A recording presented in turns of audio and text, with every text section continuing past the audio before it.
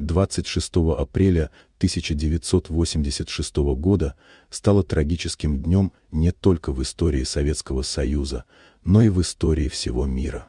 Этот день запомнился как один из самых страшных вех, когда произошла ужасная авария на Чернобыльской атомной электростанции.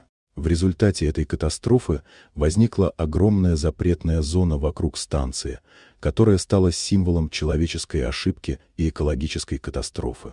Люди были вынуждены покинуть свои дома, и целые поселки опустели, оставшись заброшенными. Запретная зона охватила значительные территории, и ее влияние ощущалось далеко за пределами Украины. С тех пор Чернобыль стал местом, о котором говорят с ужасом и трепетом, напоминая о необходимости соблюдения мер безопасности на атомных объектах и о том, как важно бережно относиться к природе и технологиям.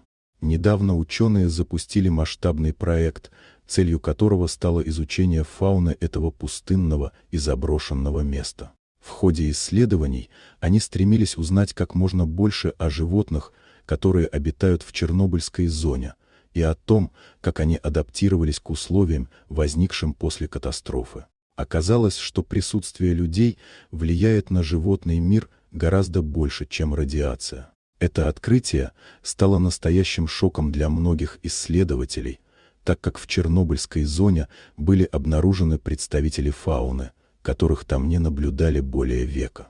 За последние 30 лет количество животных в запретной зоне значительно увеличилось, что свидетельствует о том, что радиация не оказывает такого пагубного воздействия на дикую природу, как вмешательство человека. Это открытие подчеркивает важность сохранения естественной среды обитания и показывает, что даже в условиях, которые кажутся неблагоприятными, природа может восстанавливаться и адаптироваться, если ей предоставить возможность. Ученые отслеживали популяции животных, исследуя следы на свежевыпавшем снегу.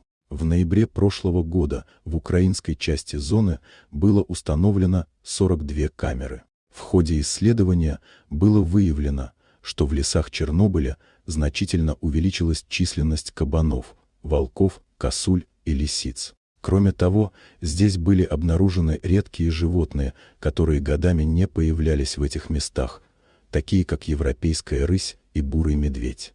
Джим Смит, профессор Портсмутского университета, утверждает, что авария создала что-то вроде природного заповедника.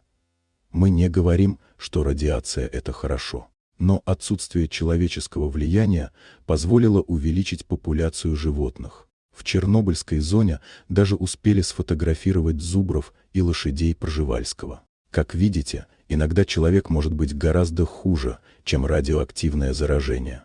Вот такая удивительная история.